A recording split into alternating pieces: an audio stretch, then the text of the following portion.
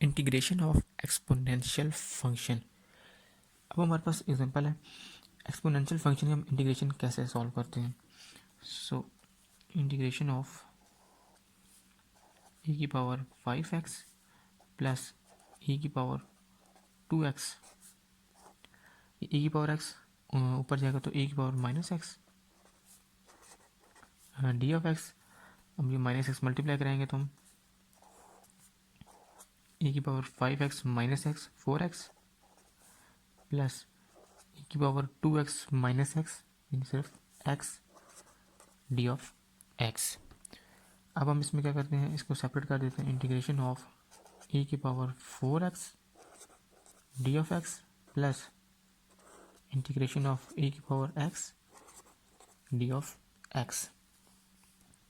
जब हम इंटीग्रेशन लेते हैं एक्सपोनेंशियल फंक्शन की, इसमें हम ये देखते हैं, अभी जब हमने e की पावर 4x का हमने लेने इंटीग्रेशन लेनी है तो हम इसको लिखेंगे, जिसकी भी इंटीग्रेशन लेंगे एक्सपोनेंशियल फंक्शन में वो फंक्शन एज इट इज़ लिखेंगे, e की पावर 4x ये as it is divided by जो इसका डेरिवेटिव है 4x का डेरिवेटिव क्या होगा हमारे पास 4 डिवाइड में 4 आ जाएगा।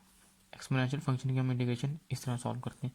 प्लस अब e की power x as it is divided by 1, x का डेरिवेटिव 1 और उसमें plus c constant of integration, इसको हम लिखेंगे 1/4 e की पावर 4x प्लस e की पावर x प्लस c।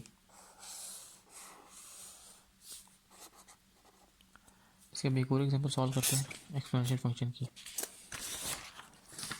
अब एक्सपोनेंशियल फंक्शन में एग्जांपल नंबर 1 प्लस e की power x power whole cube है। अब यहाँ पर हमारे पास है होल क्यूब। अब यहाँ पर यूज़ करूँगा होल क्यूब का फार्मूला, a प्लस b का होल क्यूब जो होता है हमारे पास इज इक्वल टू a का क्यूब प्लस b का क्यूब प्लस 3ab का स्क्वायर प्लस 3a का स्क्वायर b। ये हमारे पास फार्मूला है a प्लस b का होल क्यूब का। अब हम ये उसको ओपन करेंगे पहले,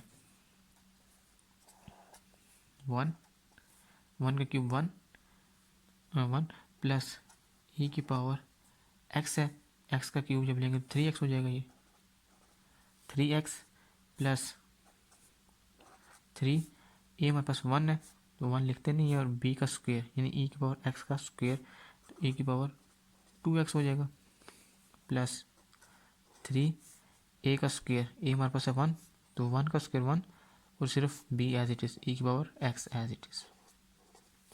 ये सिर्फ हमने फार्मूला ओपन किया है, ए प्लस b का क्यूब डिवाइडेड बाई e की power x d of x। अब इसको सॉल्व करेंगे, e की पावर x ऊपर ले जाएंगे तो नेगेटिव में हो जाएगा, इसको लिखेंगे 1 प्लस e की पावर 3x प्लस 3e की पावर 2x प्लस 3e की पावर x डॉट e की power minus x d of x।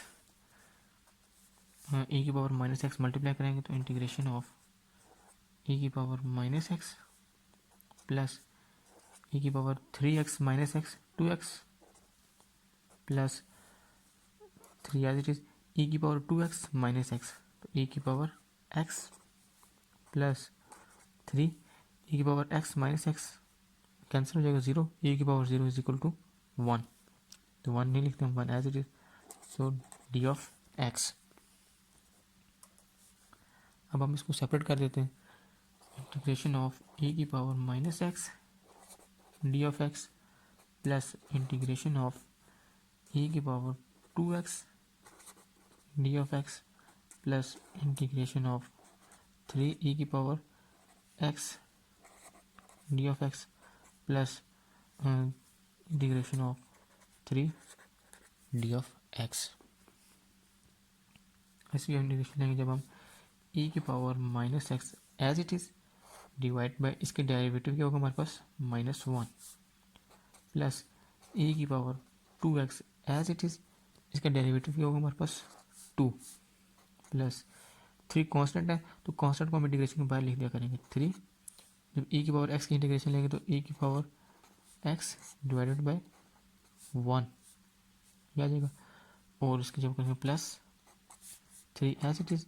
और जब कोई फंक्शन ना हो तो सिर्फ x हो यानी सिर्फ 1 हो तो उसकी जगह हम सिर्फ लिख देते हैं इसको x, ये 3x प्लस c. तो जब हम इसको लिखेंगे माइनस, और e की पावर माइनस एक्स है, जब नीचे ले जाएंगे तो e की पावर x हो जाएगा, तो इसको लिख सकते हैं 1 ओवर e की पावर x प्लस 1/2 e की पावर 2x प्लस 3 e की power x plus 3x plus c.